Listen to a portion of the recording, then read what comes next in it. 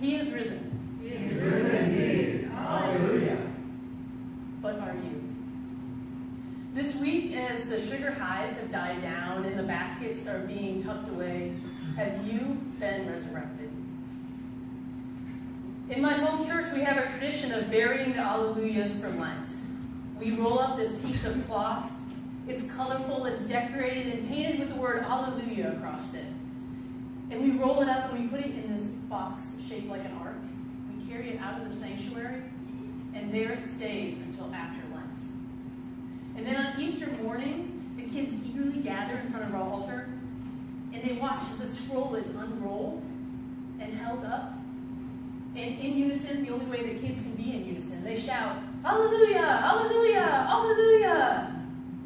And they jump and they throw their hands in the air because although they might not completely understand, they know something exciting is happening. Because we are an Easter people. And what is buried does not stay buried. What was in the darkness is now in the light. And we like to focus on this light, don't we? We like to step outside our stoic Lutheran selves once a year and shout, Alleluia! We can shout in the light because we have been in the dark. Think about it. What does the light mean if we don't have the dark to contrast it? What does the resurrection mean if we don't first have the crucifixion? But it isn't something that is easy, that dark. Because sometimes that dark is really, really dark. I think about the disciples in the text today. Their dark is the kind of dark that comes crashing down on you. Some of you may know exactly what I mean. When everything is going well, and then all of a sudden the world just flips upside down. The hope that you had shattered. Maybe it's the loss of a job or a failed relationship. Maybe it's a tomorrow with a loved one that won't come, or the devastating effects of addiction. And we find ourselves in the same dark room the disciples did that night. Scared, confused, lost, grieving. Doors locked, windows shut, and lights off. Only a week ago, these disciples were celebrating in the streets with palm branches and shouting, Hosanna! And now, a tomb. A tomb of darkness, a tomb of loss, a tomb of fear, and a tomb of grief. And just when we think that the disciples are in for it, something unexpected happens. In the darkness, inside of locked doors, Jesus appears. The doors aren't flung open, the lamps aren't lit, and the brass ensemble doesn't announce with a fanfare. No, into that tomb, Jesus simply appears. You know, I often feel for Thomas in this story. We don't know why he wasn't there that night. Maybe he was on an errand or figuring out safe passage for the group before they were arrested themselves and killed. But whatever the reason, he missed out. And because of that, we have forever given him this name, Doubting Thomas. It is such a common phrase that it's actually listed in the dictionary as a noun, Doubting Thomas. I feel for Thomas because I see him in myself, in each of us. After all, isn't he buried in the same tomb of grief and fear that the rest of the disciples were buried in? That we have been buried in points of our lives? Maybe even now. Is his unbelief to the news that the unexpected happened really that out of place? If I don't see the mark on his hands and put my hand in his side, I will not believe, he says. I don't see this as doubt. I see this as an attempt to survive in the dark. I imagine the conversation in Thomas's mind to be much like my own in those moments. I am too broken. I can't bear to be disappointed again.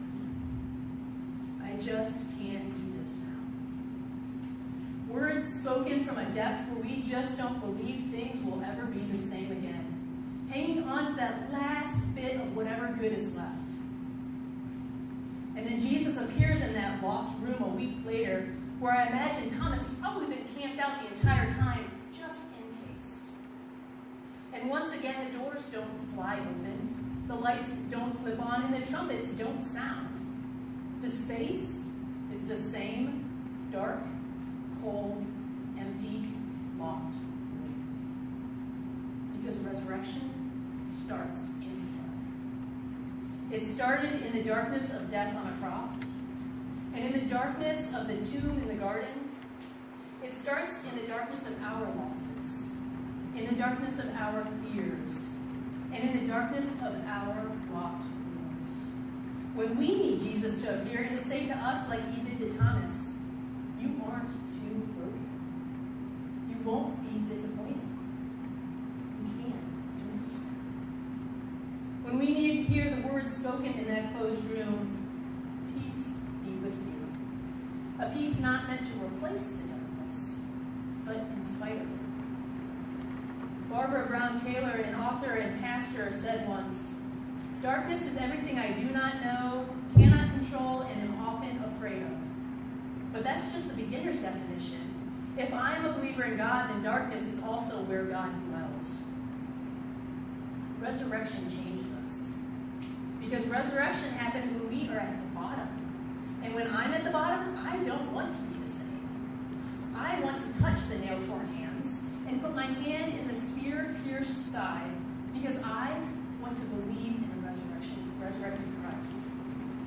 I want to believe in a risen Christ that is also himself changed by resurrection, who in his divinity can appear in my fortress of locked doors, but also invites me to touch the evidence of his humanity, of wounds still raw and exposed.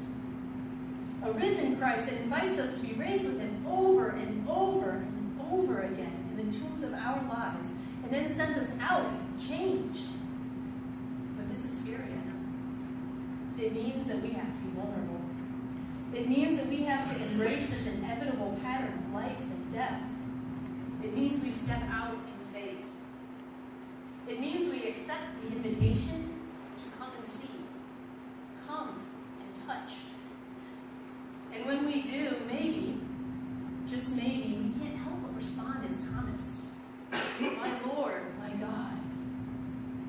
Because we are Easter people, and what is buried does not stay buried. How are you being resurrected today? How are you responding to the invitation to